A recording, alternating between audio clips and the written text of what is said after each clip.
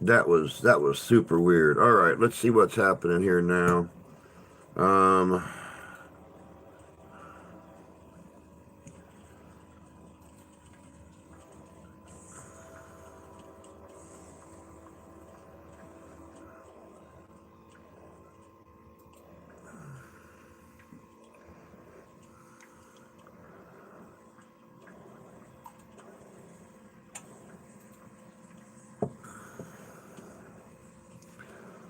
well, good morning again.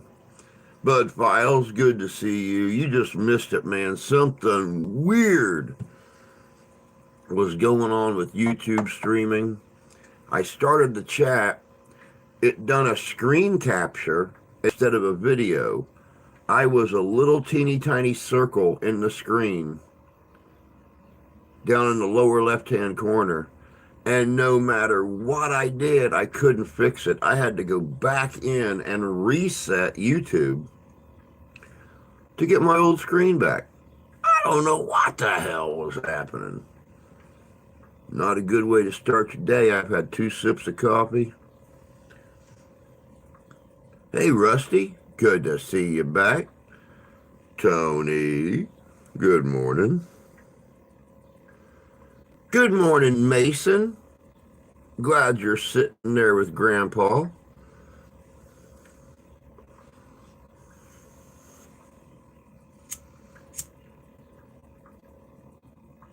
He's a pretty good grandpa, isn't he? I think he's a pretty cool dude. Like I said, I don't know what was going on with the chat. It didn't. I mean, I'm a teeny tiny little circle sitting down there. It's showing my whole screen. If I had any kind of pertinent information, if I had anything on there, the whole world would know about it. Well, they would until I deleted that minute of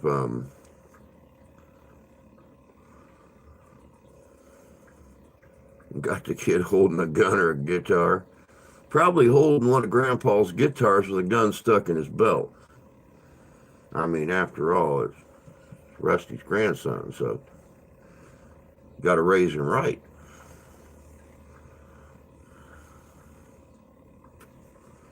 But yeah, that was weird. I hope I don't encounter that again. I hate stopping streams, especially over things that aren't our fault.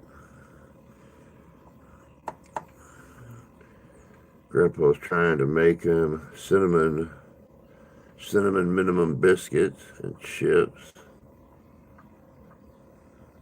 Cinnamon minimum biscuits. That sounds good.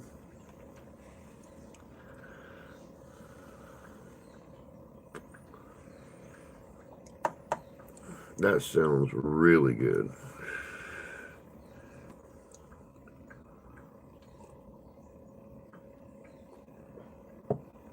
So I hope you guys have had a good week.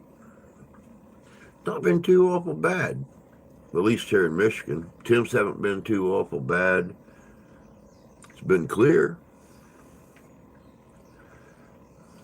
I've had most of the week off. I guess that'll teach me to have a life outside of work and take a whole weekend off. I take a whole weekend off. The next week I barely work. I'm sitting here eating ice cream. Eating ice cream at 7:09 in the morning. Man, I bet your endocrinologist would love you right now. But on a non-medical note, man after my own heart right there. The breakfast of champions.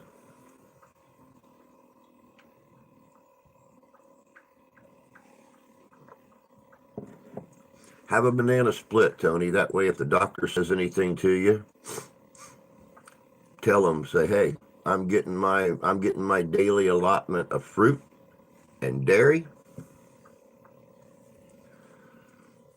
I'm doing good." That's how you start the day. Good morning, Santee.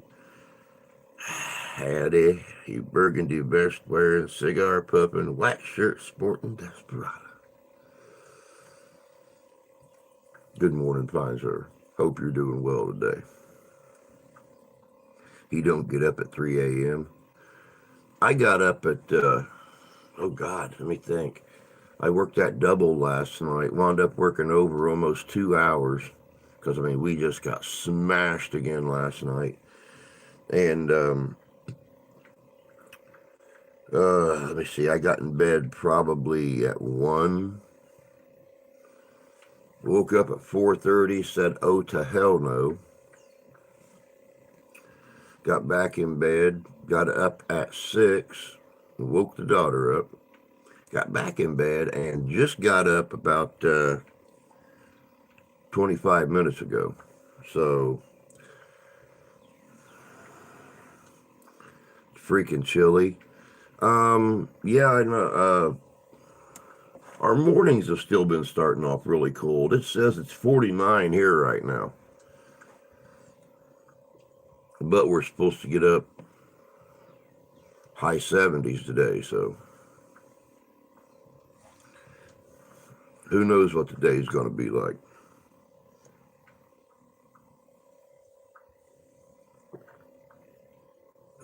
As a matter of fact, I've been up such a short time.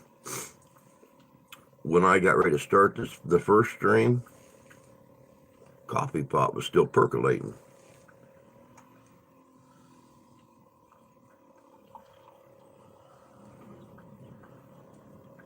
Glub, glub, glub, glub, glub, glub, glub.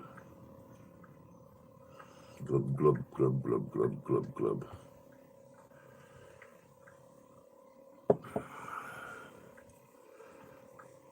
Looking forward to tonight, guys, man. I'll tell you what. The guest tonight is such an incredible individual. Danny and I have had him on Unrestricted Paranormal before. And this guy knows his business. I think if he had the money and could actually get on TV, he would give Ghost Adventures a run for their money. He has been to many locations all over the country. He has been doing investigating for several years. He wanted to do something no one else has ever done.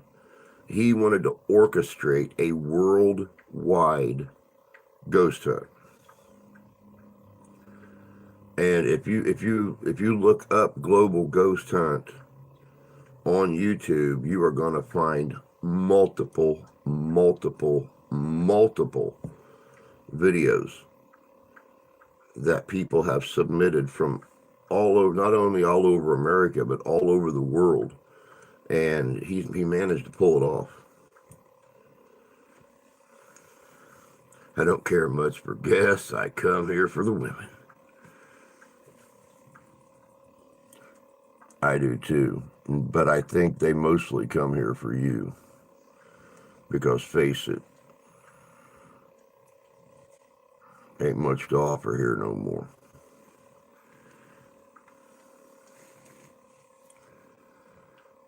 The chick from Brew is hot. Taryn's a cutie, that's for sure. I love Taryn to pieces. Cynthia, I didn't find Paint Your Wagon at all. Funny.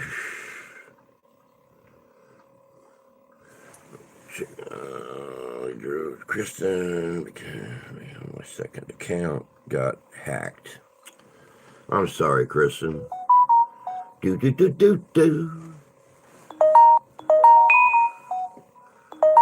God only knows what's happening.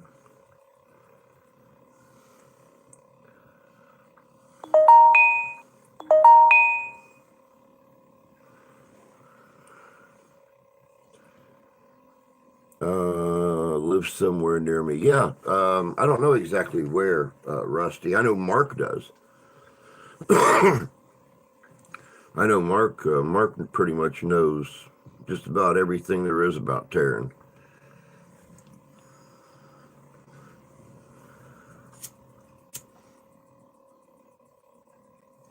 As a matter of fact, when here a few weeks ago, when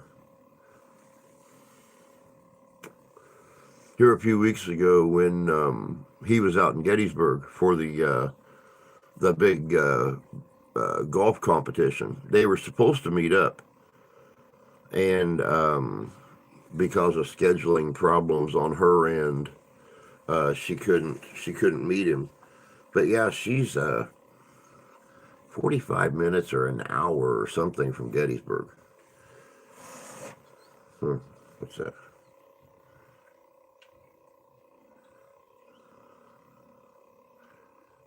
Oh, okay. Schedule for next week.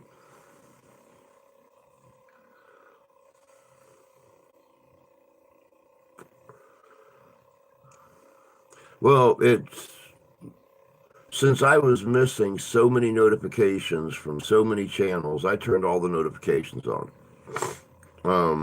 Because I was either getting all or none. And, I felt bad people were coming in here, they were visiting and stuff like that, but I never got notifications for any of them, any of you. So, I turned on all my notifications so I would know when everybody was going live or posting videos or whatever. But that was actually Facebook, people liking my links, and my boss just sent me the schedule for next week. So that's what all that BS was.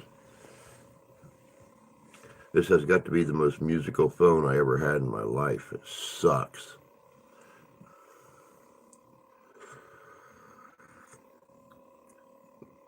Ugh.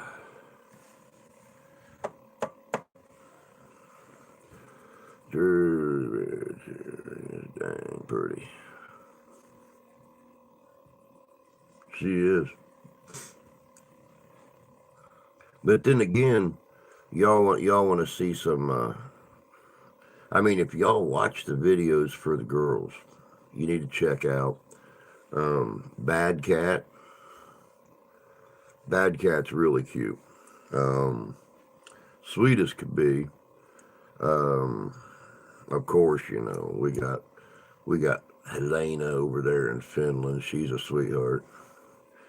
There's a bunch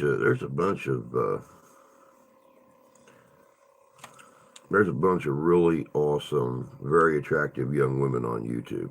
I'll be the first to admit that. You gotta watch yourself.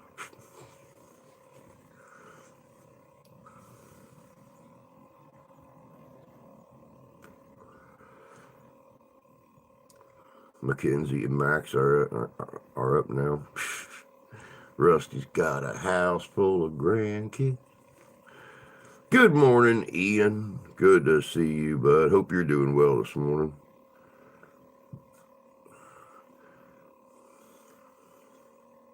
Good morning, Candy. Long time no see, love. Hope you're doing well. Doing some yard sales today, man. I haven't seen a single one of them posted yet in this town. I'm really kind of surprised too. This is usually the weekend when the yard sales start. Haven't seen a single one posted anywhere. Any of them could be pretty in the dark.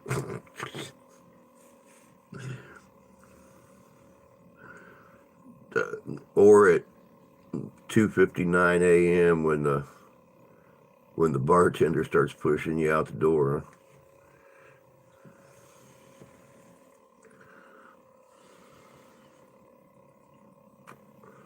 Well, there ain't no reason to keep to yourself, Candy.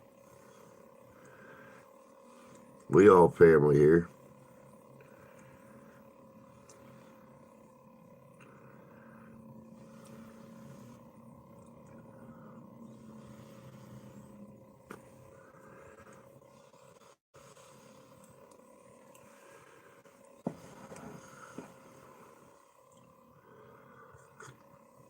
Uh, well, while we're all together, I guess I might as well check this out and see what the damage is.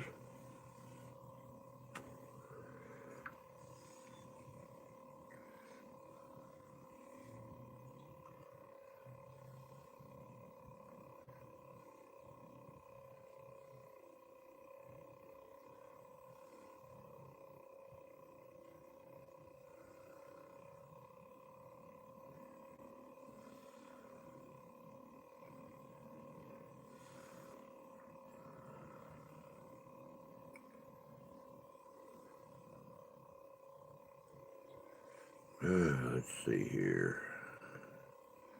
Where am I at? Right there. Off today. Work tomorrow. Work Sunday. Work Monday. Work Tuesday. We'll pull a double Tuesday. Pull a double Wednesday. Off Thursday. Work Friday.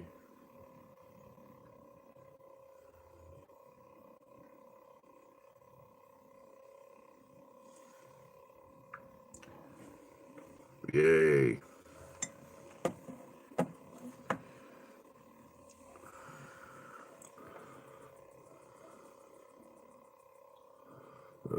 Thank you, Candy. I appreciate that.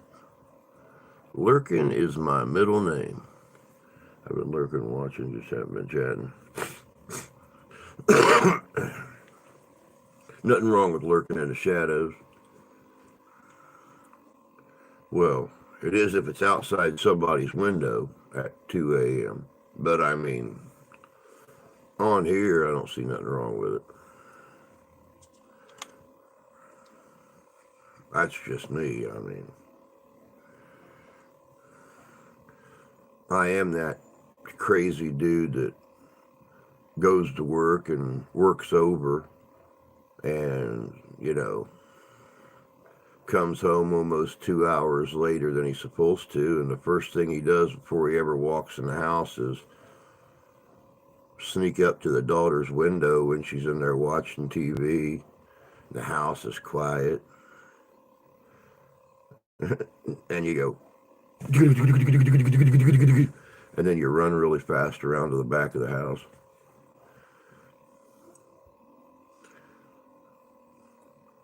I wondered why she was shaking when I came in the house.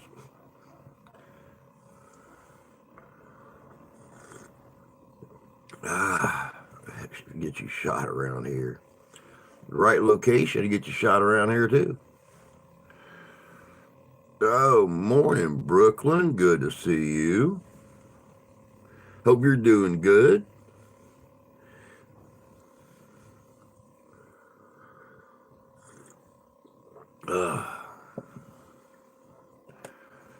Oh, goodness.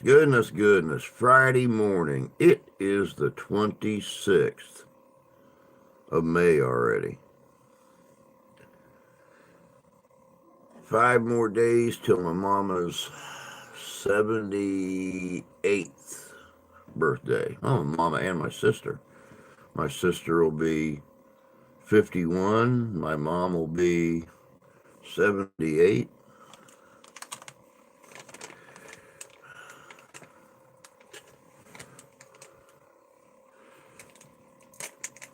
Thank you, Brooklyn. I appreciate that, dear. It's been a long road getting back up here again. I'll tell you what, I thought it was bad getting to that 1K on the first channel. But, after being almost 4.5K when I lost the old channel and then happened to start over, this 1K getting back up here seemed like it was never going to happen. But everything everybody always told me is true, because once we hit that 1K, and I noticed this the first time around, but I especially noticed it this time around, you know, once you hit that 1K, they keep dribbling in. You know, here it is, you know, less than a month and we're up 32, 33 more since we hit it. So, you know, it figures out, give or take a couple, about one a day, sometimes more than that, depending on, you know, who sees you and stuff like that. But on average, give or take a couple people, one a day.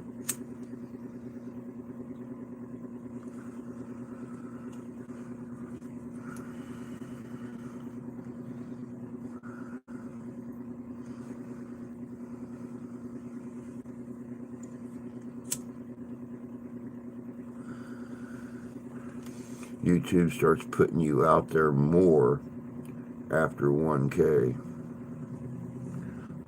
Now understand, guys, we are still nowhere near Ghost Riders.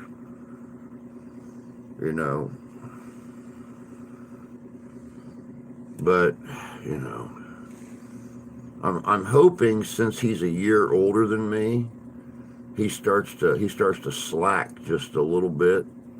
You know, with age, you know, arthritis starts getting him. He can't get up and go out and film early in the morning anymore and stuff like that. So we get to catch up with him a little bit. Might take us, you know, how long you been doing this, Santee? 7 years, 8 years, 7 years? So, you know, it might take us a while to catch up, but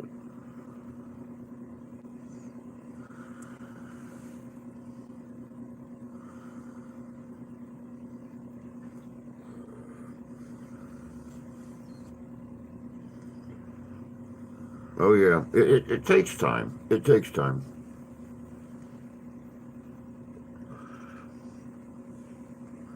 And of course, you guys know natural causes don't slow him down. I will be more than happy to get with Bill Brazelton and you know, send him some cookies, a bottle of whiskey, a fine box of cigars. Say, hey, interfere a bit. Move the camera angle or something when he's filming. Unbuckle his suspenders. Something.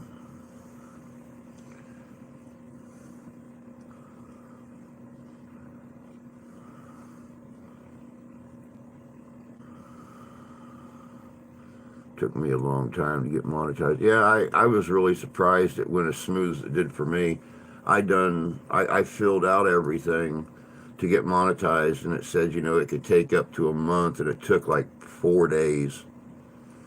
So yeah, it takes time. It's kind of reminds me of the military a little bit, that whole hurry up and wait thing.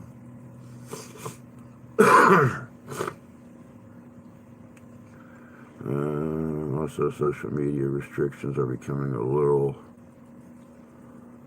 more relaxed. Maybe I can film in the park more.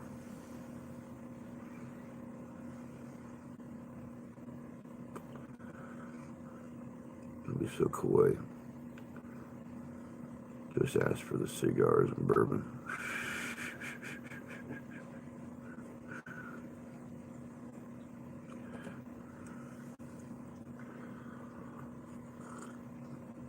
Well, I figured sending Bill some cookies would help too, because I know he's got a sweet tooth.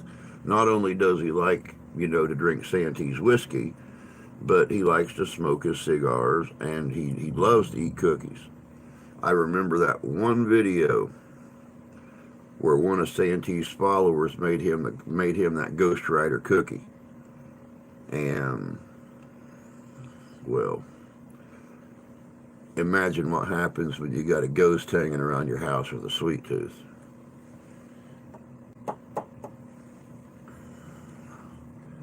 The video you did for Cowboy Kent Rollins. I was subbed to him for a long time on my other channel. I love watching him. Kent Rollins is cool. I really like his. He's the one that gave me the idea for the chuck wagon. So I haven't even considered possibility of doing a channel if I even had something to talk about since I took over the church's Facebook page a year ago. That's turned into more than I expected. That's why I hardly ever do anything on Facebook. Here you can set up a schedule, and like we did, and do your live streams on your even numbered days, post your videos on your odd numbered days, and whatever. On Facebook followers want something practically almost every day. So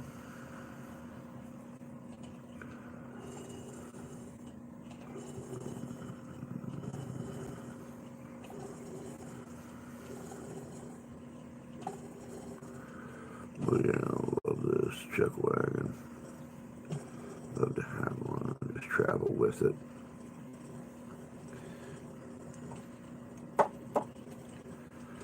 Yeah, me too. I'd love to have one just to take to events, and I mean that would eliminate the tentage problem, the cooking problem, and the money making problem. Because much like on here, if you got that niche, you draw more of a crowd in, if you're cooking, even just making coffee. As for sleeping, you can sleep up in the wagon, or you could throw a lean-to off the back of it, put your air mattress down underneath it, and you're out of the weather.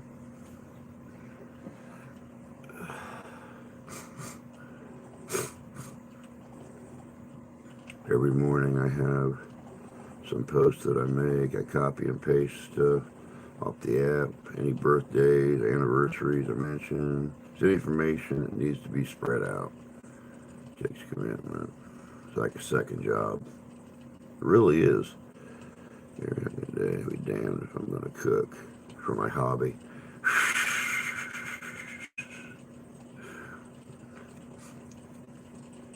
Yeah, but much like I learned about my coffee down in Hartford City, Indiana a few years ago, once people taste the coffee, especially on a chilly day, they'll go to all limits. I mean, that one couple went out and paid like $20 for handmade ceramic mugs each just to come back and give me $5 for 2 cups of coffee. I felt like a predecessor, a 19th century predecessor to Starbucks, and it was just black coffee. Didn't have no whippy cream or sprinkles or anything else in it. So, I mean, you're willing to give me, I'll make coffee 24 hours a day if you're going to give me $5 a cup, especially in a 2.5 gallon coffee pot. I can get a lot of cups of coffee out of that.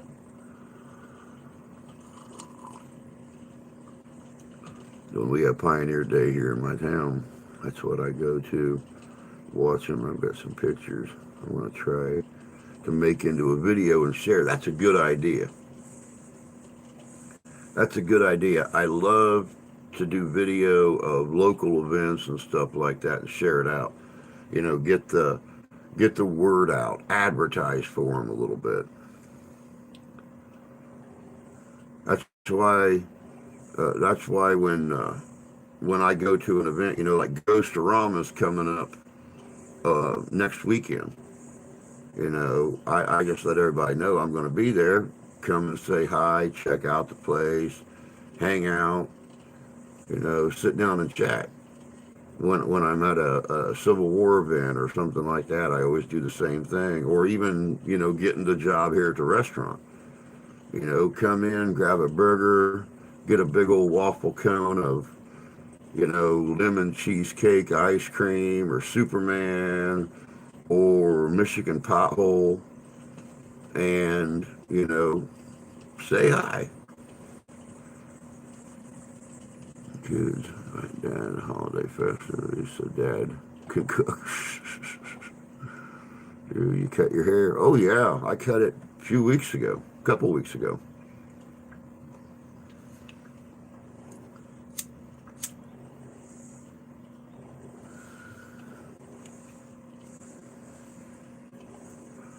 In all actuality, they come up with excuses down at the restaurant.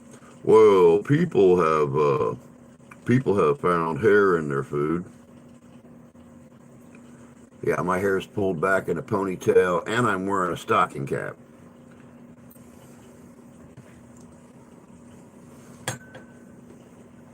When you got your hair pulled back in a ponytail and you're wearing this on top of your head, there ain't no hair getting out and falling into food. But that was their complaint, is people found hair in their food. So I said, you know something, I'm going to nip this in the ass real quick. I butched my hair. Now the women, of course, they don't have any, you know, hair nets or anything down there. So these girls got their hair pulled up and into this, you know, rooster looking thing on top of their head, or ponytails or whatever. And I mean, they got hair clear down to here. Nobody says anything about their hair in the food. But I think in all actuality, they just didn't like a guy with long hair.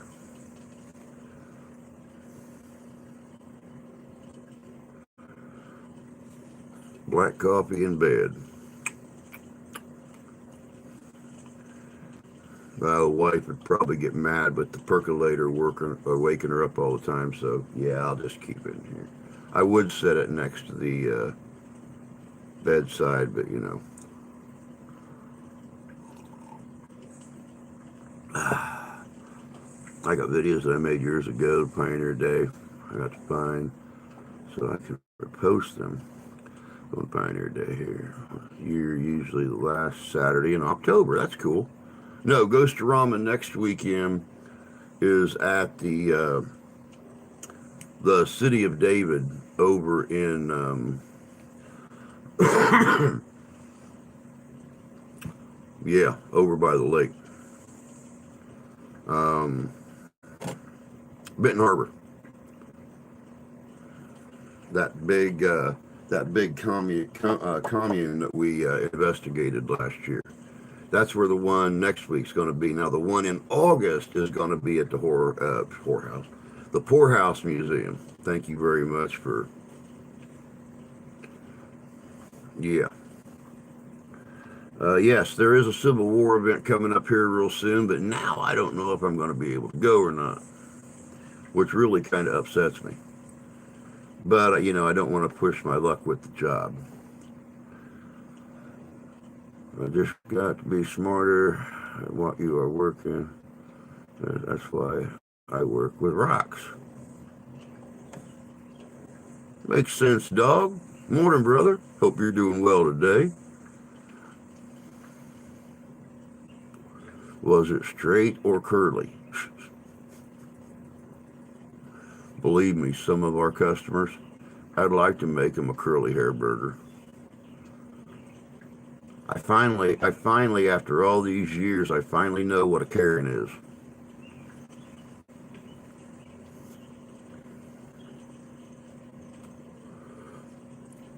Let me see here. Morning, Squatch. Good to see you, bud.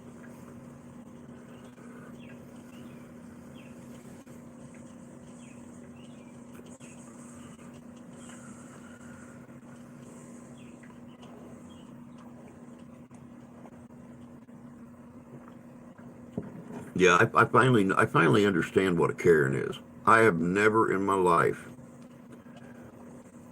I've never in my life ever met a Karen. But you have these people. You have these people. I think my burger should be bigger. It's a half-pound burger. They don't get no bigger. We flip them, we flatten them. They fit on the bun perfect when we're done with them. We use the same seasoning we've used for 30 years that people have been touting about. They love it. My fries aren't done. They're crispy. They're golden brown. They're cooked in the middle. There's no ice crystals in the center of them. They're done. I don't like the size of my onion rings. Grow us bigger onions.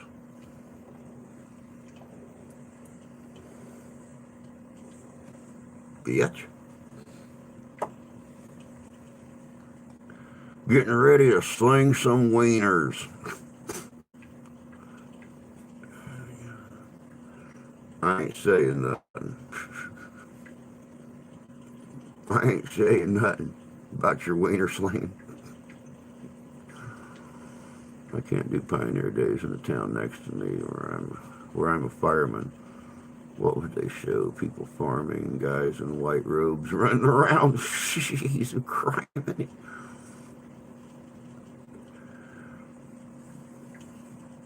I get Karens all the time. Most of the time, Karen is a dude.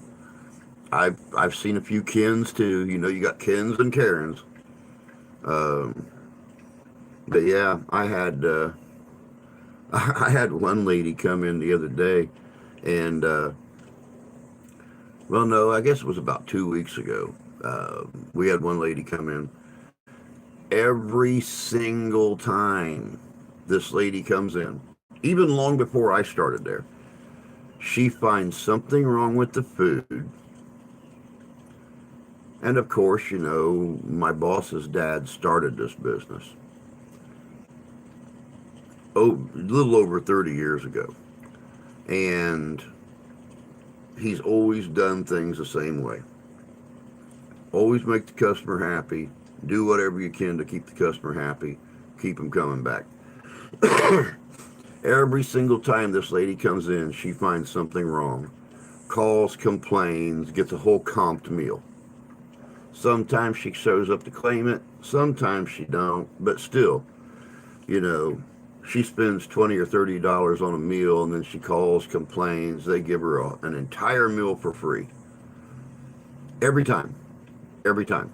She pays for one, one is free. She pays for one, one is free. That's her game. My hamburger was undercooked. It was consistent all the way through. Any more cooked, and it would have been a chunk of charcoal.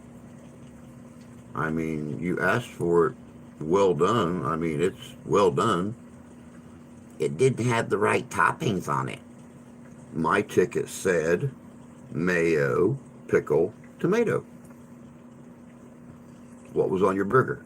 Mayo, pickle, and tomato. But that's not what I wanted. That's what you told her. That's what you got. Shut up. Go to McDonald's. They're cheaper.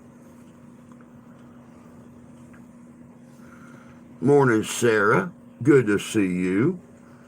I think I just rattled on and missed something important up here. Nope. Free meal. Where basement dwelling son. I think that's what the chicken strip dinner's for every single time that she comes in. She asks for a chicken strip kids meal with every single order. I think it's for the mutant basement dweller that she's got living with her.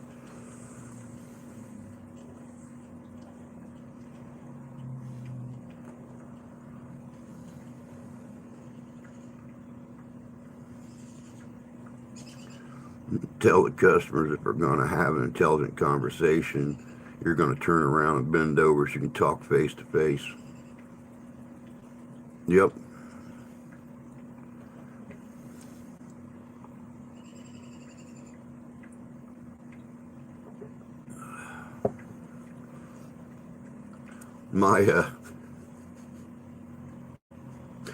My My boss and I had a conversation 2 weeks ago, and it was really kind of funny because that lady that I was just talking about, that I use that term loosely when I say lady, that that impersonation of a female human being that I was just talking about came in and she got her order, and it wasn't 15 minutes later. She could have no sooner drove home. She called complaining about it.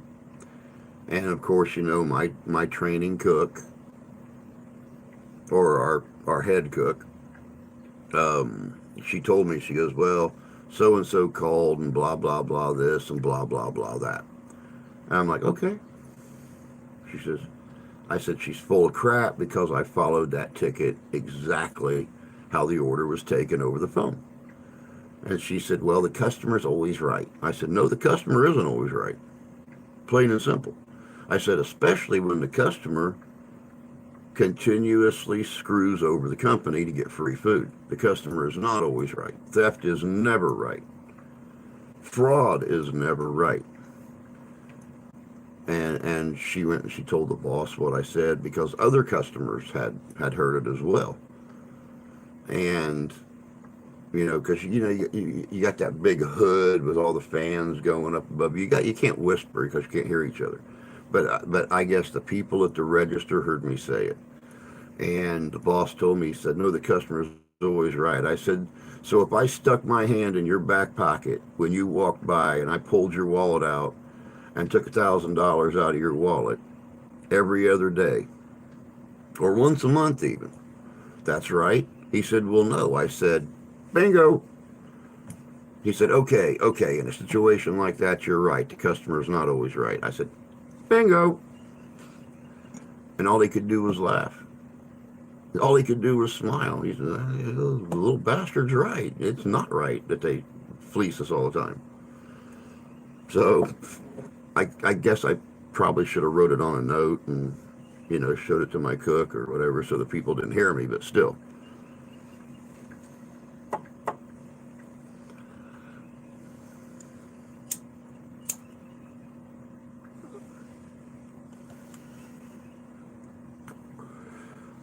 Nothing pissed off a woman like coming into my shop, telling me how to pack bearings after she watched a video on her PC.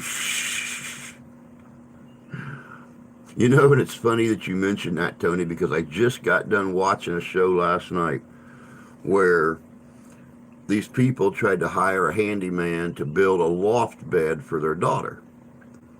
And he was busy. He had made a purchase and was out of state and, was picking it up, so they couldn't do it.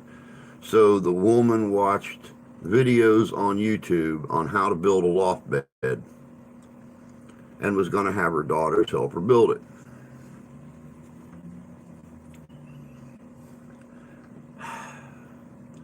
Videos can teach you how to do things, but still you need some type of skill, some type of understanding of simple dynamics to be able to pull off some of these tricks. You need to be able to read a tape measure. You need to be able to properly use a screw gun. You need to know the right length of screws to use. Because when you're sitting there and you're building the frame to a loft bed and you're putting 1.5 inch cross pieces, or you're using a 1x3 type of cross piece, and you're putting them on there to set the mattress down on, and you're doing it on a 2x4. So you figure you've got 3 3/4 inches on a 2x4, a little over 3 3/4 inches, and you're going through a 1-inch piece. Well, that automatically, no board is exactly a 2x4 or a 1x3. But regardless, if you're trying to screw through 4 inches, you don't use a 5-inch screw. So needless to say, before it was all said and done, most of her frame for her bed was screwed to the floor,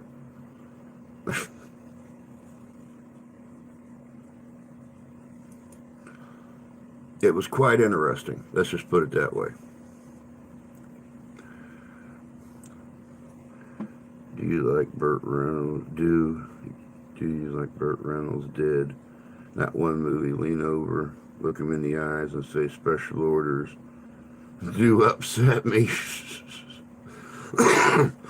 I told this woman I've been doing this for 20 years. I never had one fail.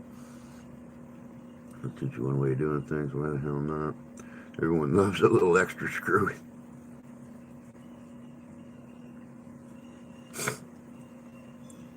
The really funny thing was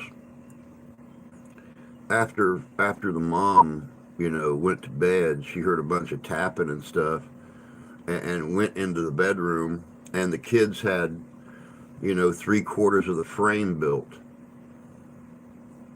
And they did it by themselves. One of them's like 11, one of them's 15, and they had most of the frame, most of the lofting built. They still had to do, where the mattress and stuff went. But I'm sitting there and I'm watching this, and it's like, it's pretty bad when the kids have a more working knowledge of what they're doing than the parent does. And these are kids that have never touched a screw gun or anything else. It was hilarious sitting there watching it.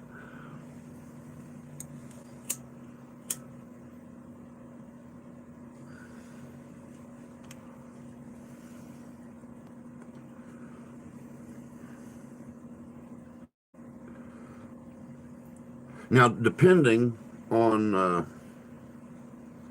depending upon when we leave to go to Ghost-orama next week,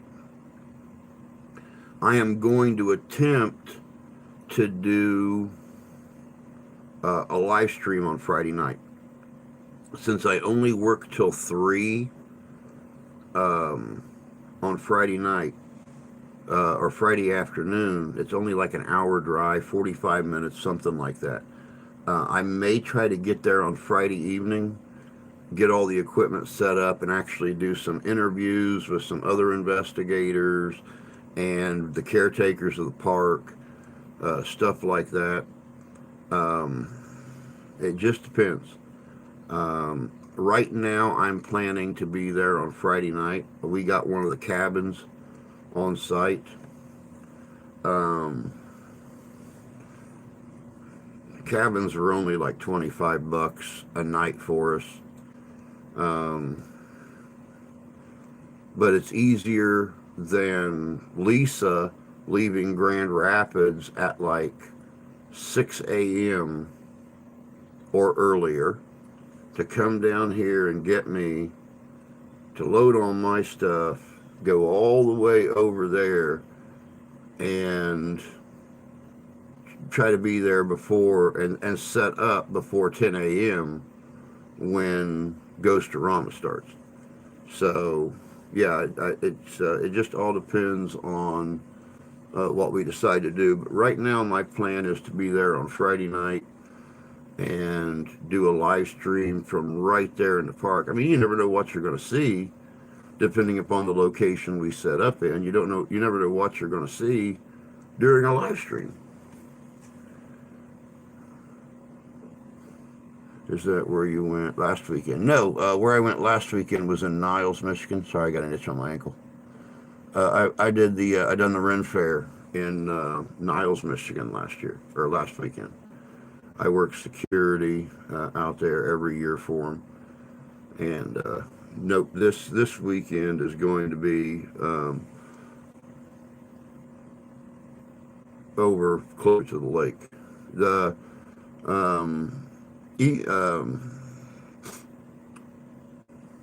yeah, that place.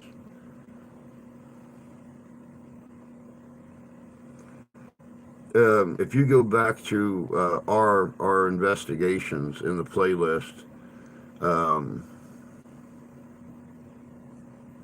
from last year, you'll see the City of David investigation. That's where we're going to be at. reminds me, I got sent to a place that puts living quarters and trailers in Effingham. These dudes would run a screw into the wiring on the left front corner on 30% of their work. I went to the factory, told them, put this screw 1 inch lower. My little boy graduated kindergarten. Congratulations, little man. That's your first big step to education right there.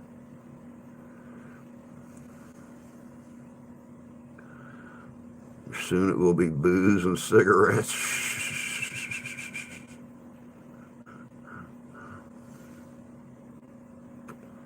Yep, little man took his first step to it towards adulthood. He graduated from kindergarten. Put the screw into the wiring on 30% of their work. Wow. Well, that could be a shocking experience.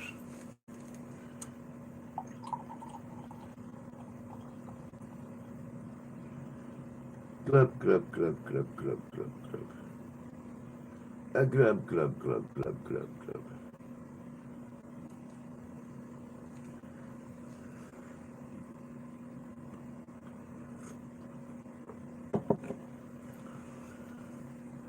Hey, Chris. Good to see you, bud. I, as a service tech on the things, had to find the problem and fix it on customer units. Makes sense. I think moving that screw down 1 inch would probably fix that problem. You know, at least keep it out of the wiring bundle. Saw an ad for Ghost-O-Rama the other day. Said they have amazing Mexican food truck there this year. Yes, yes, that's going to be something new this year. We have. I actually have friends that just live a half a block down that have 3 food trucks, and they do some southwestern cuisine. They do Laotian food, and they do Asian food. And I was trying to get them into Ghost-O-Rama next weekend. And Danny has got this amazing Mexican food truck. Supposedly, their tacos are huge. It's very affordable. And supposed to be some of the best Mexican food around. So he was able to get them in. So I'm just waiting to find out, you know. After my time eating authentic Mexican food down in Texas, I'm waiting to check that deal out.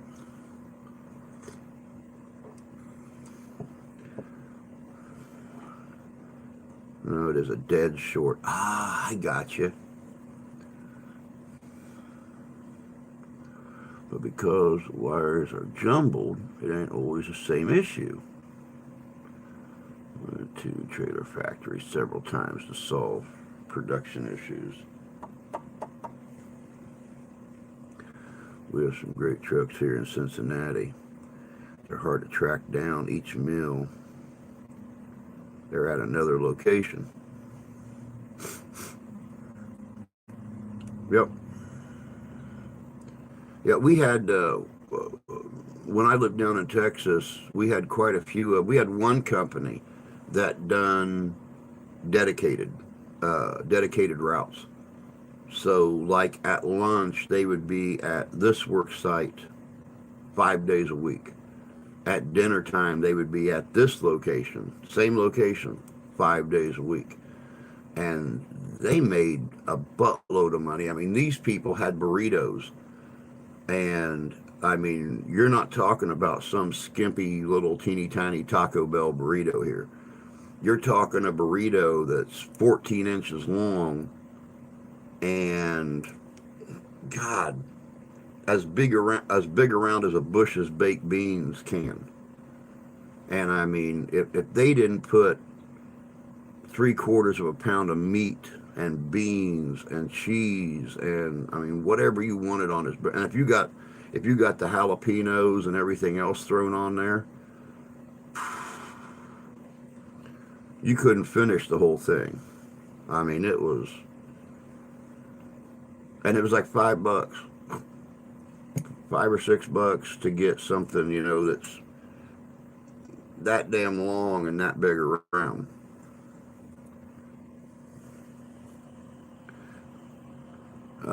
I was somewhat well known in the trailer industry.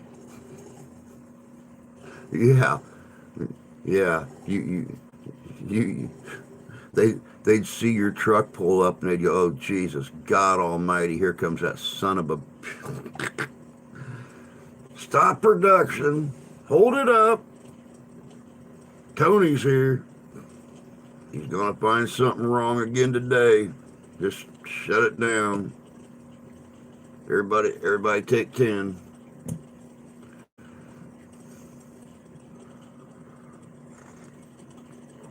Get here. Mexican street corn, which I love.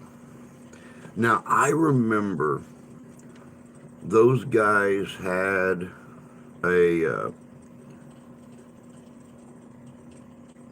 they had an elote that was like a fried corn and peppers and stuff that they would put on a lot of their food. And I don't know if it was exactly what you're talking about or not, but it was a fried corn. I think it had hominy in it too that was fried, and then it had like little green and red peppers mixed in it and stuff like that. That was good. I love that. I loved authentic Mexican cooking. Hey Kyle, good to see you, you skinny little bugger. How you been, buddy? Long time no see.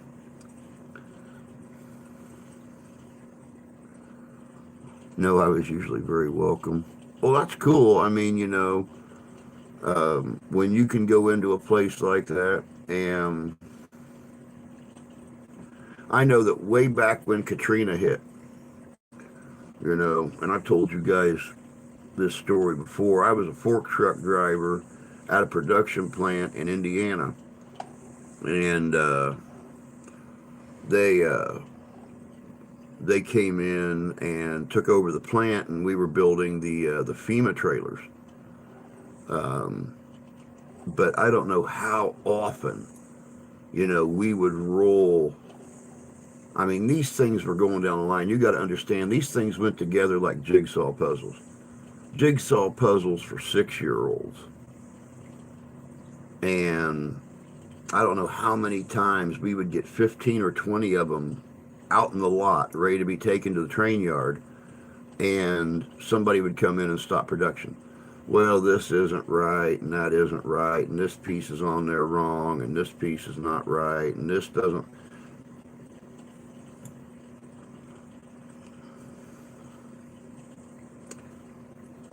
My job was to bring the supplies in,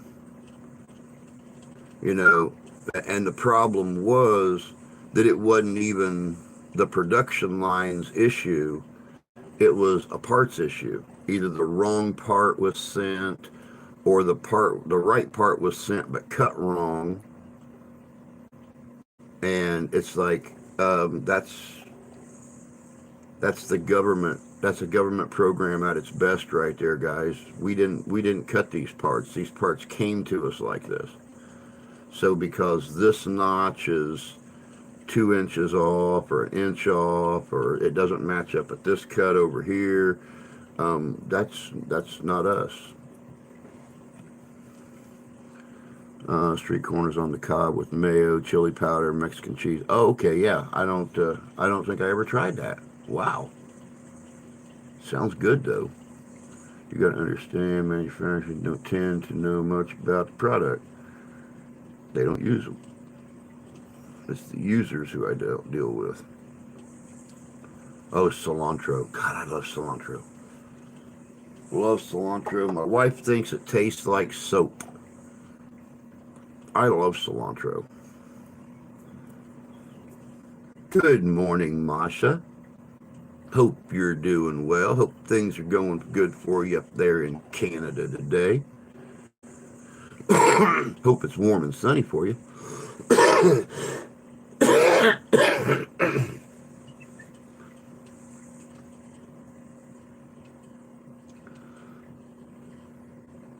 Because we're off to a chilly start down here in the U.S. today. Not chilly, I mean, not cold, but chilly. And we were in the 40s.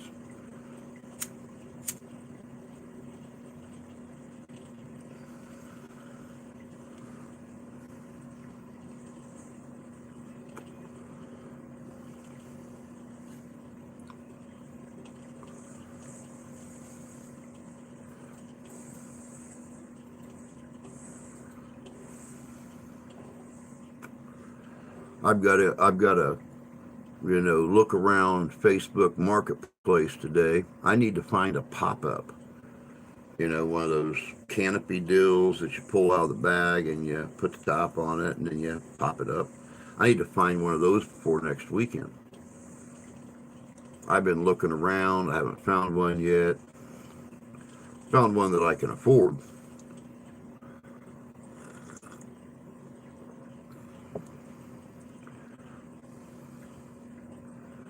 And 2 out of 10 people.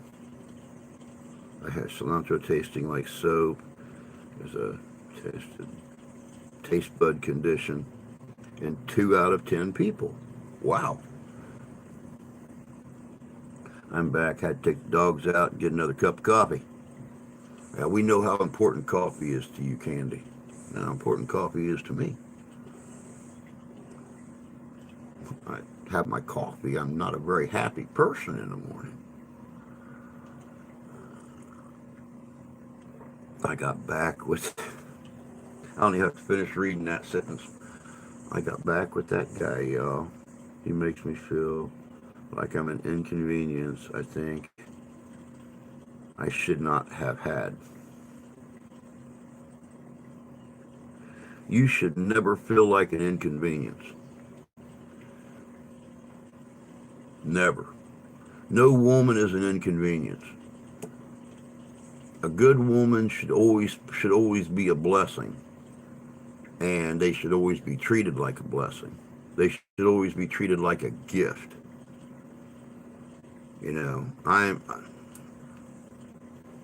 I don't run this channel to sit on a soapbox or anything like that, but nothing burns my ass more than when a man treats a woman like, he is the blessing and she should, act a certain way or treat him a certain way. Makes me want to punch a guy in the mouth every single time I see a man make a woman feel like that.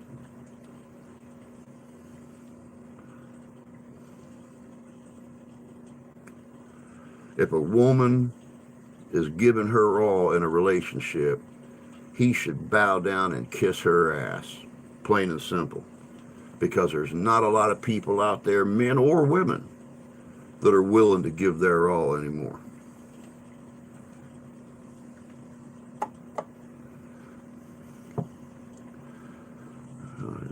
Black Rifle, Sasquatch, I have a coffee. This one is Black Rifle,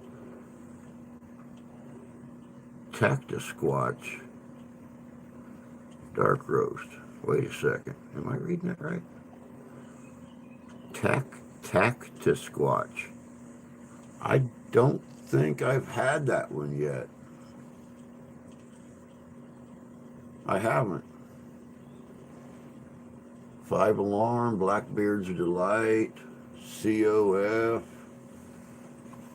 What's that one? The Blue Line. What's that one? Man's Best Friend. I've not had a Cactusquatch yet. Wow. He didn't get into my kid's graduation, told me he's not his son, and I made him feel bad, didn't even know I made him feel bad. But that is part of the gig. Never go back to an ex or ex for a reason.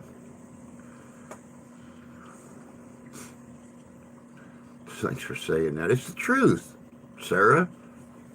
It's the truth, and just about anybody in here would agree with that. I mean, anybody with any kind of moral character that I would actually want to spend time with would agree with that.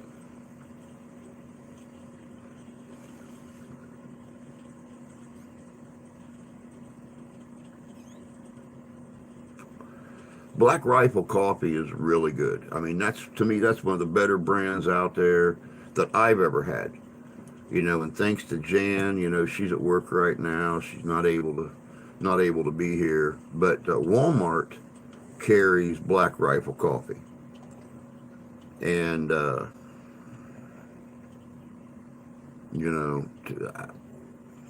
I love it. Thanks to her, I get about usually 5 bags a month, and that keeps me rolling. But you guys know me and coffee. That's why I have a percolator sitting right here. I drink a lot of coffee. Never had that grape coffee. It's good. Never seen it. Walmart here. Just got it in. I guess I feel like I'm the problem and always the one making mistakes. No one will want me. Bullshit. Not true. That might be how you feel, but I guarantee that's not the way it really is. I grew up with that he's not my son bullshit. You marry a woman or you start dating a woman, you start dating her kids too. If you're willing to take her into your arms, you should be willing to take those kids into your arms too. I don't care if they're little buttholes. You still start a relationship with a woman, you start a relationship with her children too. And how you start that relationship is the foundation of the whole rest of your time with that family.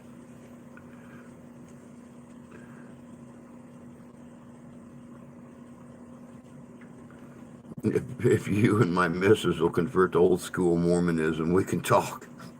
God, Tony, Jesus, criminy. 2 young, healthy, virile women, you'll have a heart attack, dude, within a month. Tony will be doing the morning show from his hospital bed in his living room.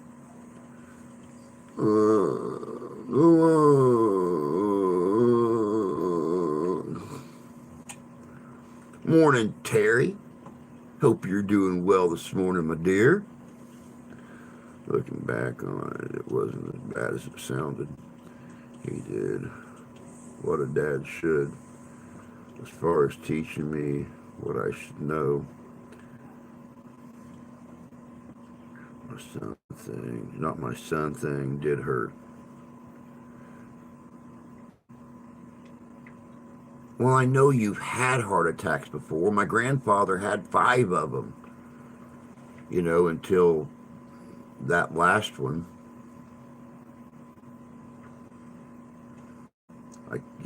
If my mom's mom was alive today, I would have told her you should have went a little easier on Grandpa. That would explain why you guys had 11 kids.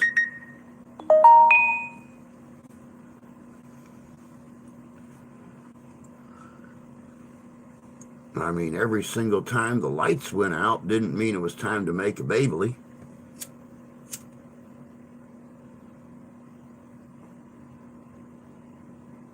But then again, when you guys got married, you didn't have electricity in the house. So, a good breeze blow through the house, blow the lanterns out. Boom, baby. It's not your fault. It's the type of guy he is. I've dealt with a guy like that before. Usually when they treat you like that means he has other women on the side.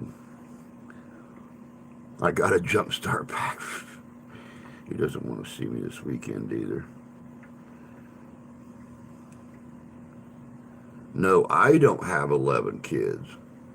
My mom was one of 11 kids. There was 9 girls and 2 boys.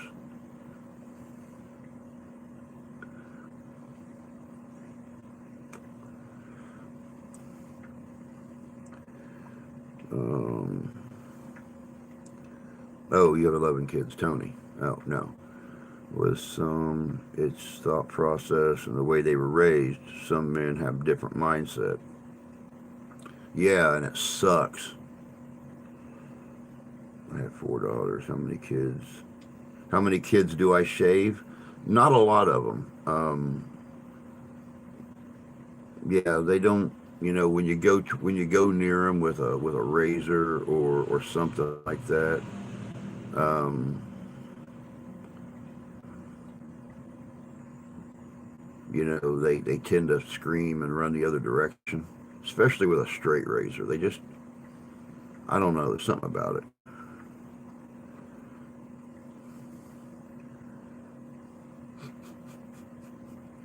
I have 3 boys. I have a set of twins that are 30, God, 32. Oh, they'll be 33 in October. And then my youngest is he just turned 31 in the end of March. Shaving kids a new thing? Apparently it is, at least in Colorado. You know, I don't know about out here, but you know, I've never heard of anybody, you know, making a habit out of shaving kids. But Sarah's talking about it. I mean, she works in the education system, so apparently she knows something about it. I don't know. Um, my mindset is that women are God's finest works of art. And I agree with that, Tony. They should be admired, they should be treated well, and what they have should be preserved.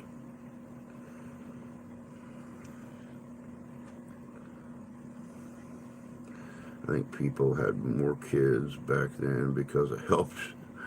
Yeah, exactly. I don't think my grandmother ever had to cook. There were so many girls in that house. My mom, when her and my dad started dating at 17, when my mom was 17, I think dad was like 21. But mom didn't even know how to cook. She had no idea. My dad's mom, my other grandma, had to teach my mom how to cook. And all of grandma's recipes were great grandma's recipes from Ireland and Scotland that, you know, her mom and dad had taught her. So, uh, yeah, when I grew up, it was always fine food. It was always fine food, and it was enough food for an army.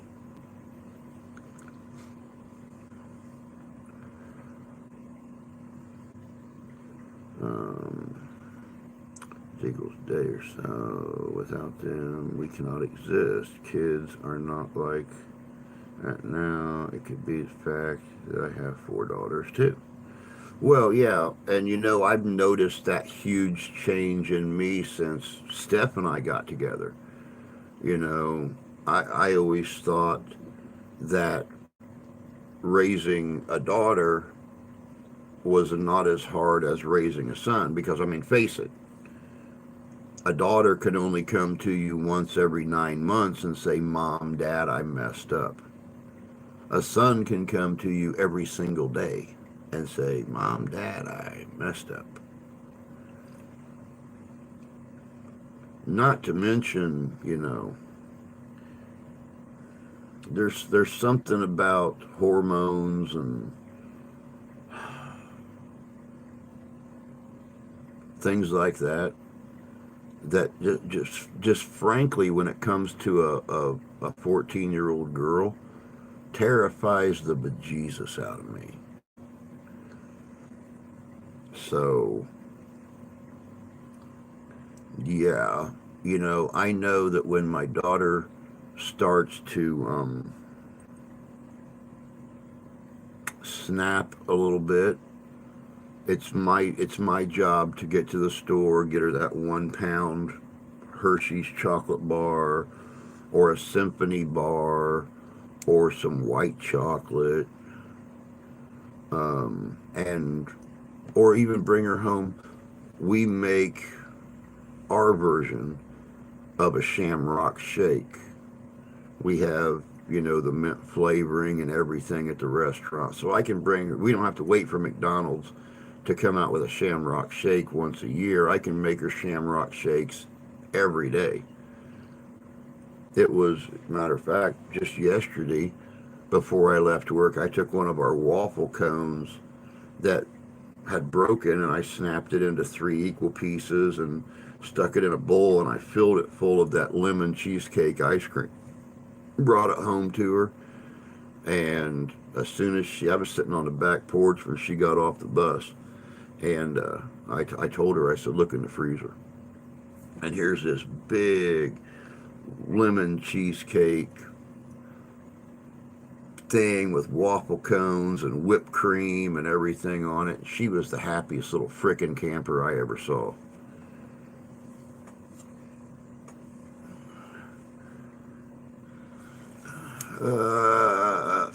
Morning, G.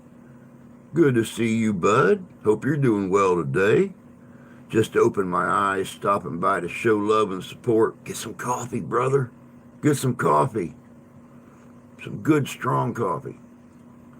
Get that butt kicked into gear.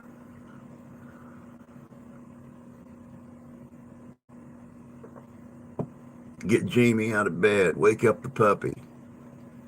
Tell her. Say, I need coffee. Get me coffee. Or just take her out for breakfast. That'll get her up.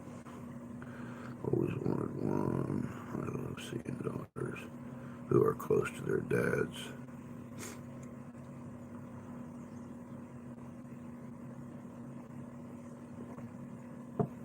I wouldn't exactly call me and my daughter close, because I want to be a huge part of her life, but she has friends and she has the computer and she has the tablet and she has her phone and she has this and she has that.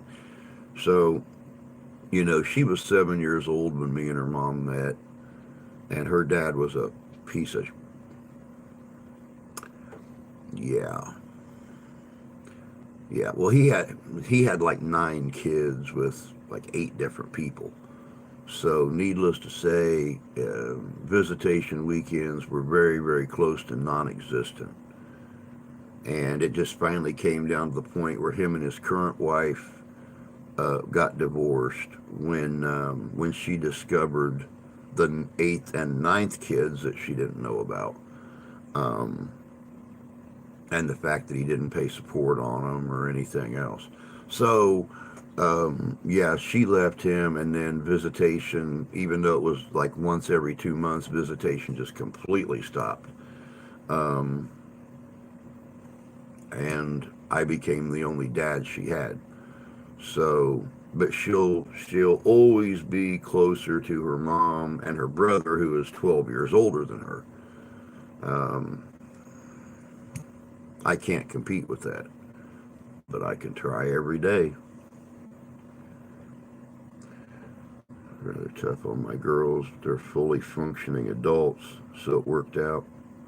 Everybody has their own methods of doing things. Sometimes we're tougher. Sometimes, we're the loving dad that just never raise our voice or whatever.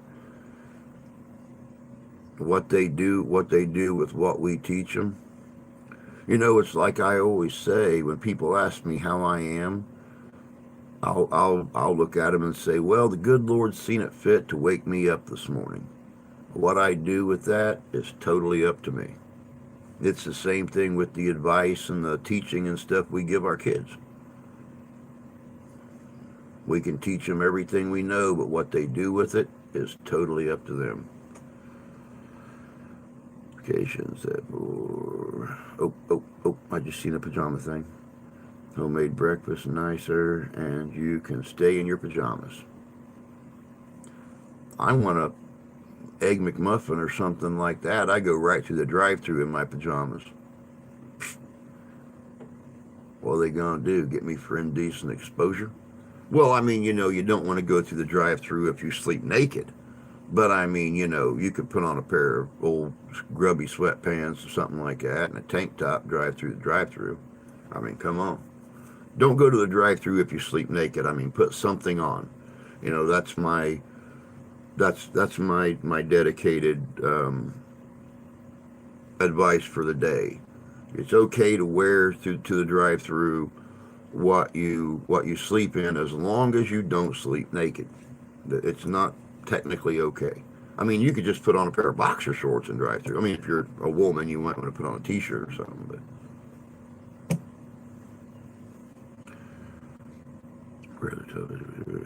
notification. Had a guy come to the side door trying to sell something. A very strange feeling. And before I got to the door, something told me not to open the door, but he kept saying, "I need a gun, genealogy, you find out a lot of stuff." On the door so we could talk. I told him I could hear but wasn't listening. He even tried turning the knob. I want to wake my husband up. He won't be happy. Country should follow suit. Just love McD's Egg McMuffins with ham. I have a gadget. Make my own. See, I do the same thing. We sell the little ham things, little ham circles at the store up here, and I've got a little gadget out here that I can make the eggs round so they fit right on a muffin. We don't go out and get Egg McMuffins, sausage or ham. Now every once in a while, the wife will get a hankering when she wakes up, and she'll go grab me some of the breakfast burritos, and a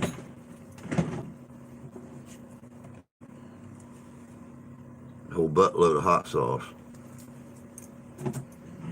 But I eat that hot sauce like there's no tomorrow. I put that stuff on my hamburgers and everything.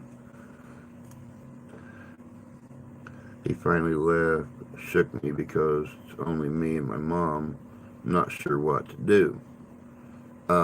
May I suggest a gun? I mean, even if you just put it on your hip and open the door with it, he gets the point. He'll get the point.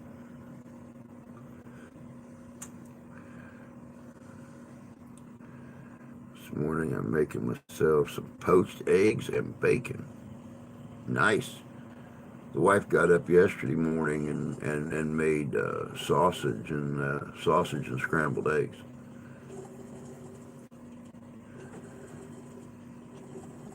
This morning she's sleeping.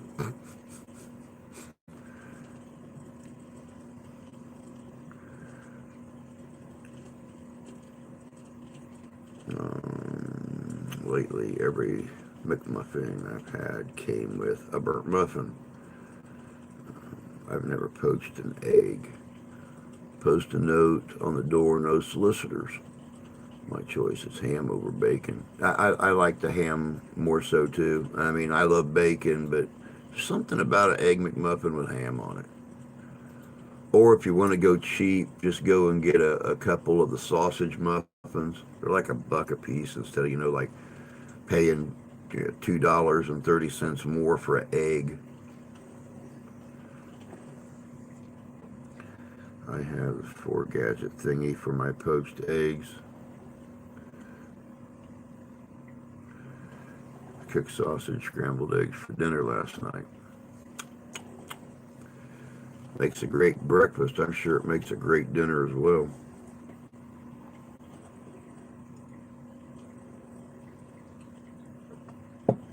Now I've actually got a pressure ring that's about yay big, and it's got a a screw on it that, or a little like a bolt and nut that hold the pressure ring together.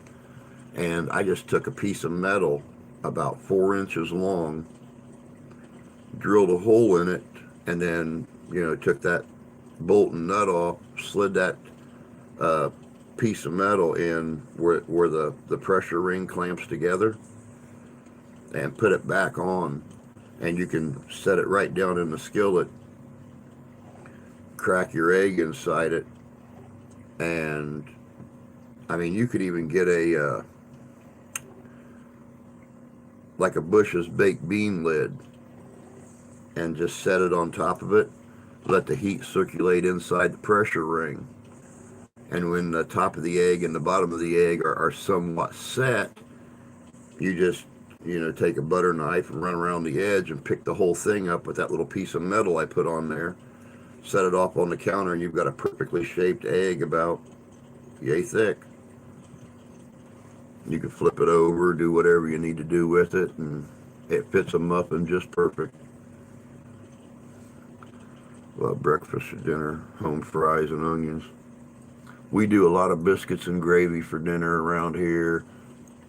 Sausage, potatoes O'Brien, hash browns, whatever.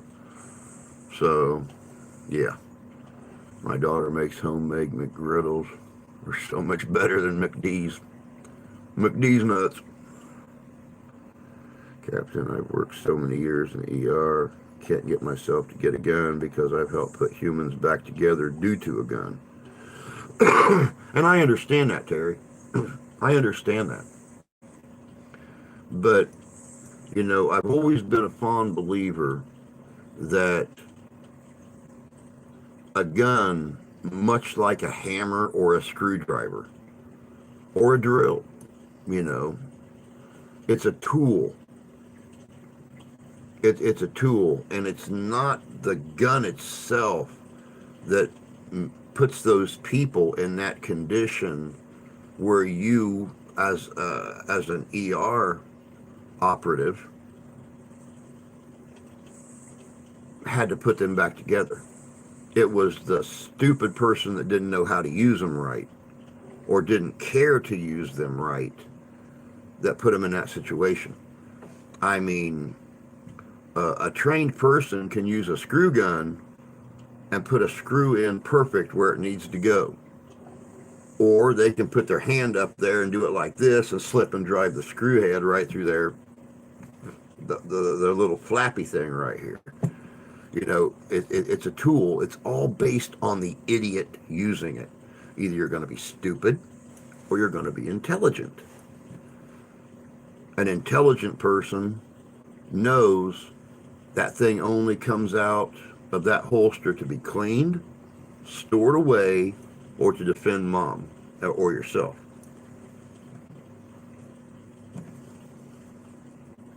And you go through training and learn how to do it properly.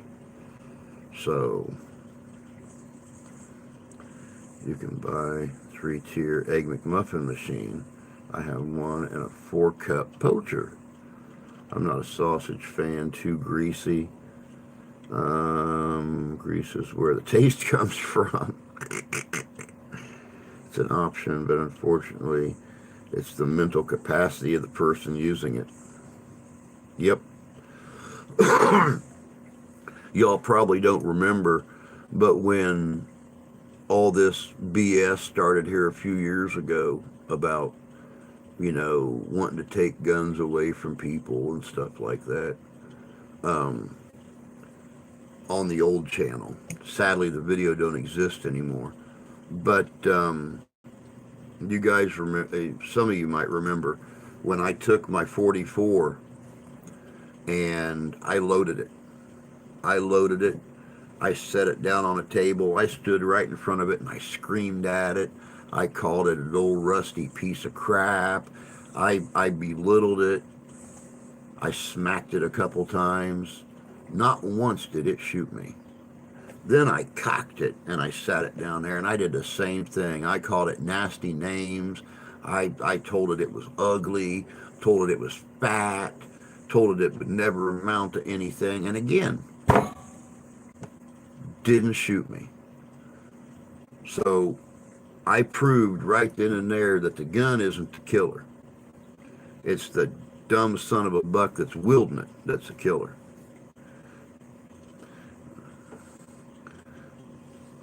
I got 30 plus guns here, none of which went and did anything without my involvement. Exactly. If it's safe for me to get a gun because I'm scared, I don't know.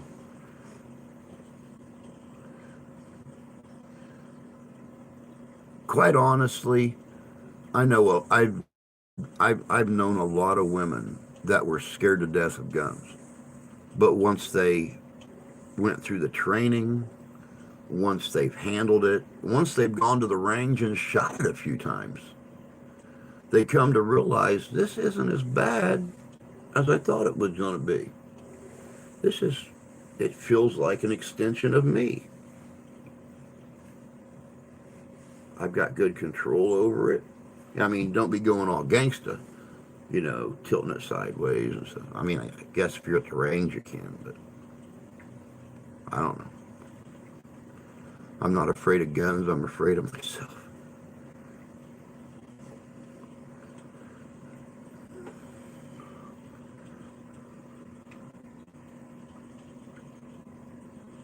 .44, that ain't a 44, it's a 45. No, mine's a 44.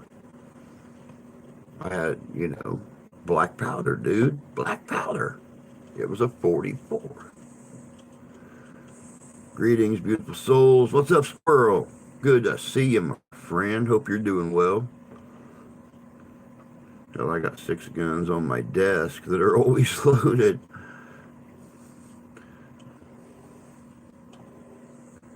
My sister used one for life. Wow.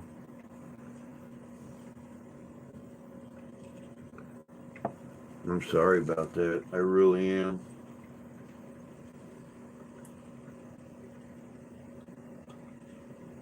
Never a good thing.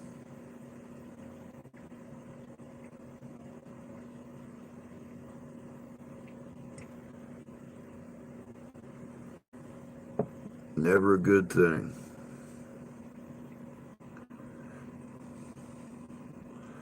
Objects next to the sun through a solar filter. Women tend to be better shooters than men. Shoot fast, don't miss. But I get some places you live, you need one. But here in Canada, it's not a given. Unless you're a hunter, it has to be locked up at all times. 451 or 454.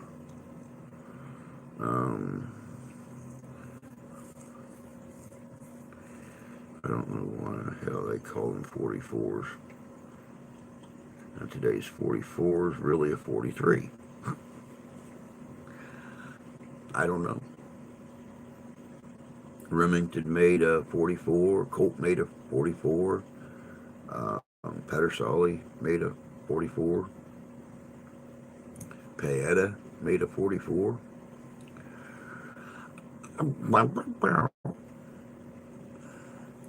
Actually makes sense what you're saying though. Using the 450, 451 or the 454 ball. I don't know. I don't understand why they called them 44s.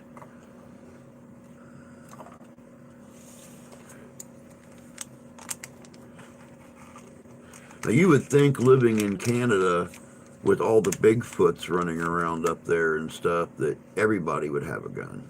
I mean, I keep hearing more and more stories coming out of Canada about Bigfoots and things. Big feet, big feet, Bigfoots, big feet, whatever.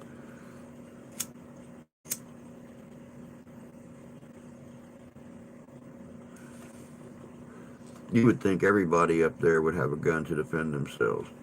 Them big feats can be dangerous, especially when you're coming home from getting breakfast at McDonald's. You stop at a stop sign, all of a sudden Bigfoot comes through your passenger window, steals your bag of McMuffins and takes off into the woods, you need something to defend yourself. It's interesting, though, to hear about different rules and laws around the world. Canada's strict here with gun laws. Um, and you make a valid point, Masha, about gun laws and stuff. And even here in the States, it's so different depending upon where you go. Here in the state of Michigan, I can carry a gun on my hip or in a shoulder holster, and as long as it is in plain view of everybody, I don't need to license it. I don't need to register it. I don't need to do anything. But the second that I get in a car, put on a coat, whatever, I have to have it registered as a concealed weapon because it's not there in public view. It's considered a concealed weapon.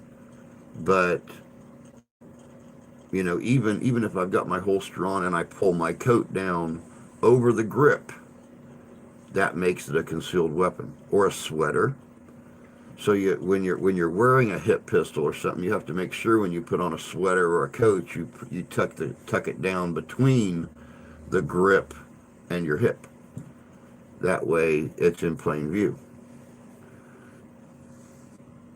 I walked around all weekend long last weekend with mine on my hip, and I interacted with police officers. I interacted with county sheriffs, and never had an issue.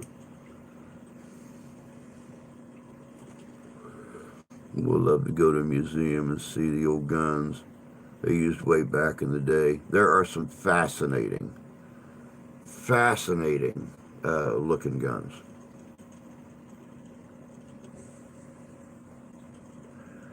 They have had some weird designs, but some very, very fascinating guns. I'm not sure about Bigfoot. How would he live? Where does he sleep? So many questions. Who knows?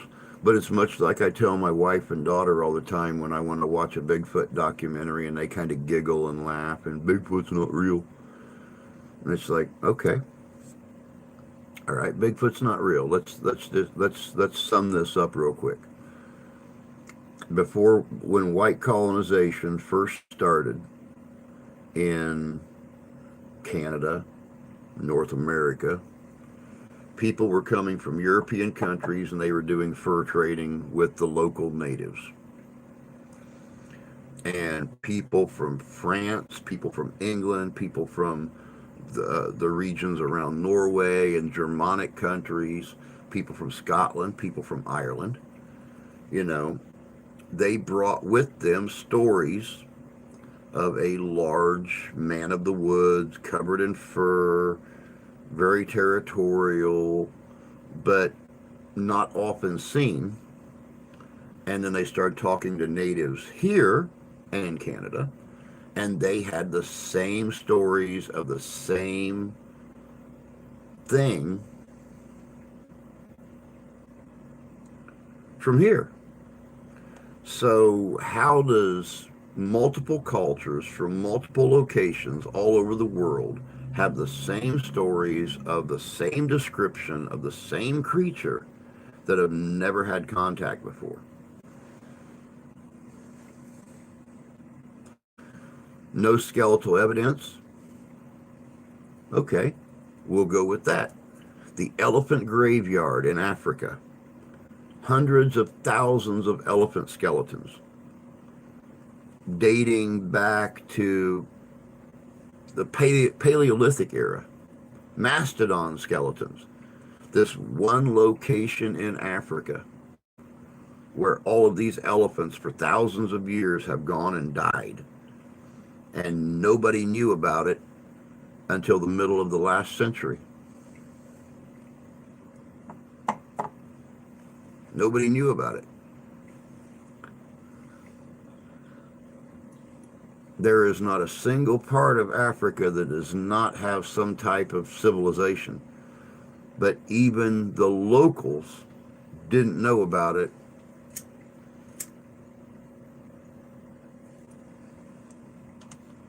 until an expeditionary force accidentally ran across it.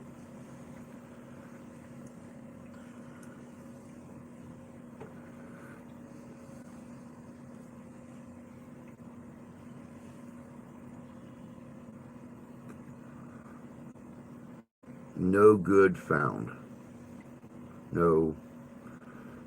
Jim Davis Gun Museum in Tulsa, Oklahoma is a great one.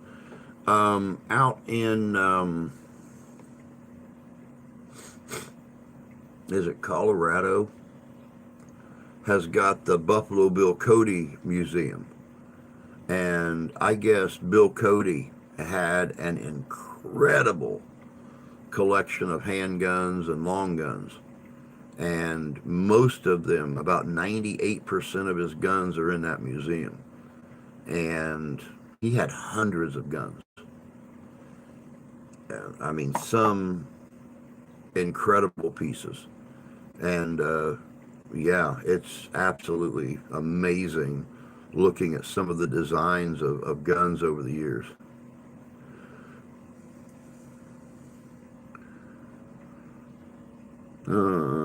It's hard to believe, I guess, because how can it hide that long with no one seeing it? What do you think about Loch Ness? I don't know about Loch Ness. I mean,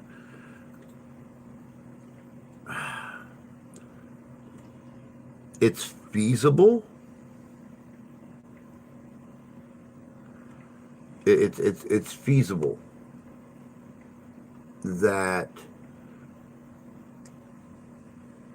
something could be living in Loch Ness. It's very feasible. What it is exactly, God only knows. God only knows. Yeah, there can't be just one of anything. Whatever it is, it has to reproduce. And, it's like I said a few minutes ago. You have got all these different people from all these different cultures from all over Eastern Europe and everything going down that are coming over here and they're doing the fur trade era, be it the French or the English or whatever. They all had stories of a wolf man or a Sasquatch type thing or something that all fit that description. 7 to 8 feet tall, muscular, covered in hair, lived in the woods, and then they started trading with the natives over here and in Canada, and they had the same stories here. 7 to 8 feet tall, very muscular, lived in the woods, very seldom ever seen. Um, and as I started comparing these stories, it's like, oh my God, we're describing the exact same thing. Light tan to dark hair, very big, very muscular, you know.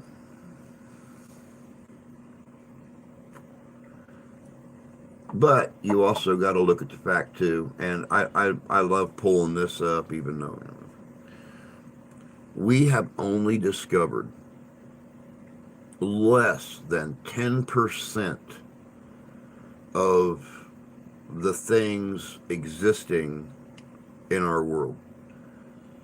There are billions of different life forms existing on this planet.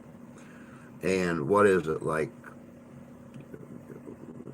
There for a while in the 80s and early 90s, they were discovering like 300 new species every day. So, I mean, I don't know how it works. Oh, yeah, we've explored less than 1% of the ocean, and we know a lot now. But I mean, just imagine what it would be like to, in 10,000 years or something like that, how much we've explored then, of the ocean, of the planet itself. I mean, Certain number of breeding pairs so that inbreeding don't kill the species off. Well, I wouldn't worry about inbreeding killing the species off, but, you know, much like humans have proven over the years in certain places, inbreeding sure don't make them as intelligent as they started off being. You know, you got that really dingy, stupid, two-headed Bigfoot running around out there going,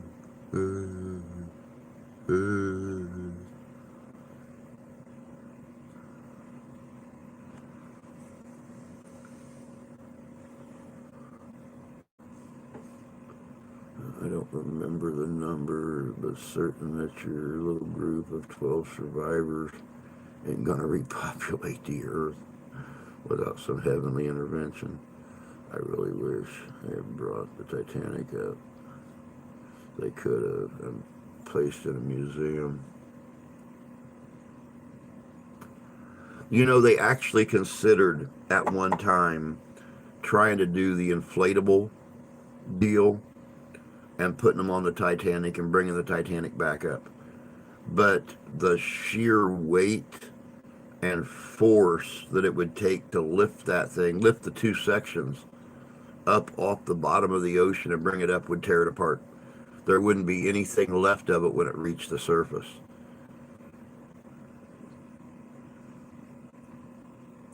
That's why they decided just to make it a memorial where it laid, and all the countries involved just decided to leave it laying where it's at in memoriam to the lives lost, because it would completely destroy it. It would tear it apart coming up.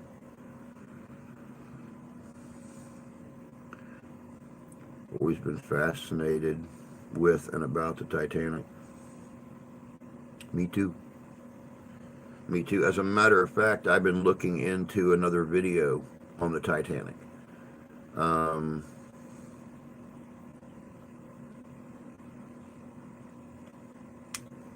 It's a hell of a story. Call James T. Kirk, have him beam it up. I don't know if the transporters will work on something that massive. I don't know. Possibility. Why can't they bring it up? I missed that. Because it's too big. It's too big and it weighs too much. So if they put the inflatables on it, where they would have to raise both sections back to the surface, it would tear it apart. I mean, it's too corroded. It's been sitting in salt water for too many years.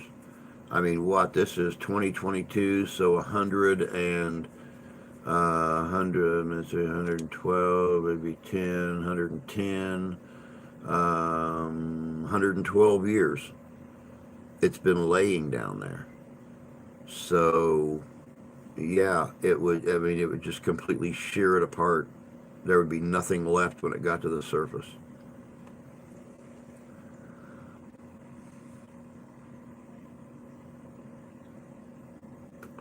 There'd be whales here. I remember that line. I love that line.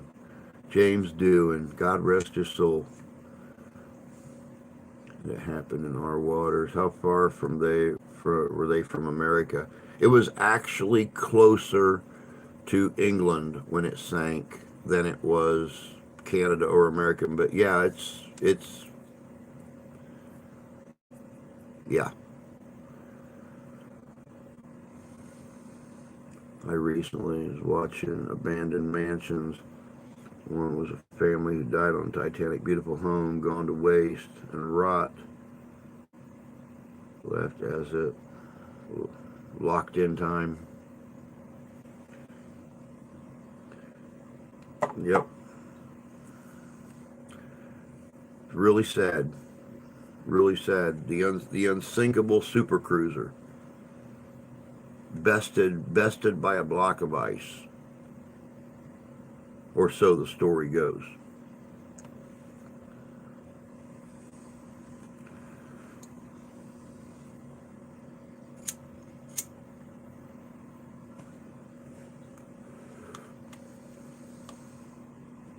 You finally got your little rabbit out.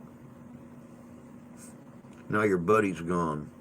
You're all alone in your garage now. Well, at least until the next cardinal or blue jay or robin decides to make babies in there and you adopt them.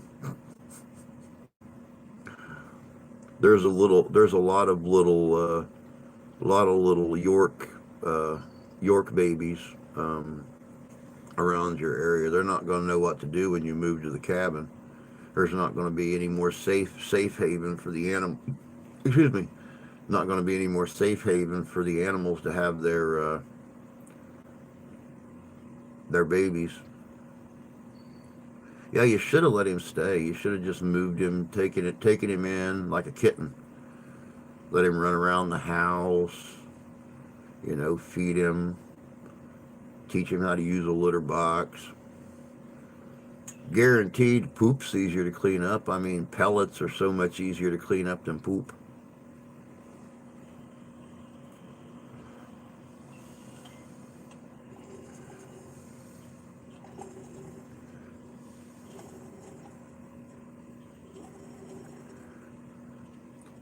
And I mean, you could have named him Little Tony or Mini Me. Taking him into town, let him ride with you when you go into town, go shopping.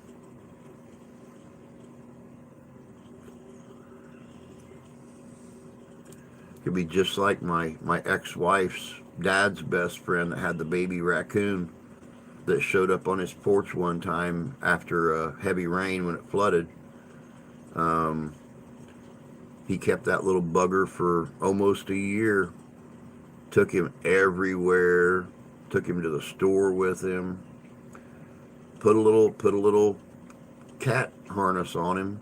Took him for walks. He used to take him to the store and he'd put him right up in the seat on the cart and push him around the store.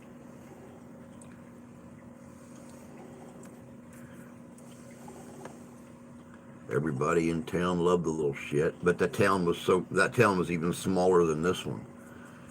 So, yeah. Junior, that would have been cute. That would have been cute.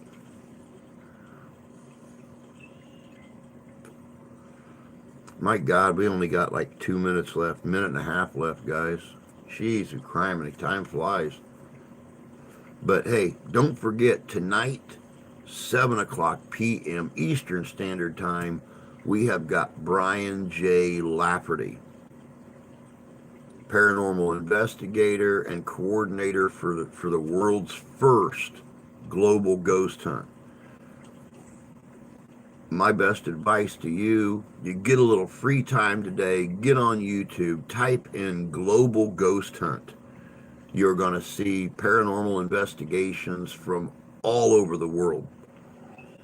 We're going to be talking about that tonight and how it was coordinating something like that.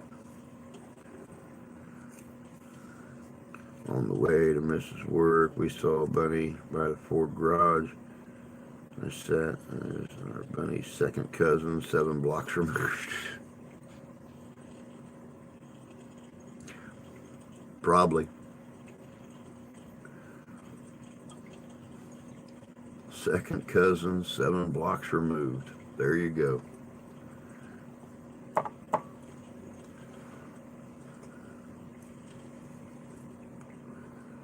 Wow.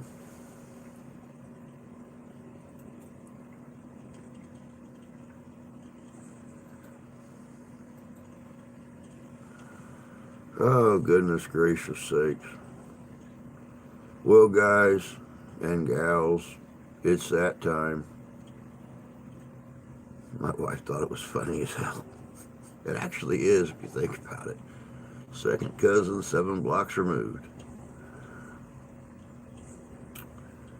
But that's it. It's that time. Time for me to be like a fat baby and head out. Time for me to be like a tree and leave. Time for me to be like a bunch of birds and get the flock out of here. So, y'all take care. Have a great Friday. And hopefully we'll catch y'all here tonight. But until then, take care of yourselves, take care of each other.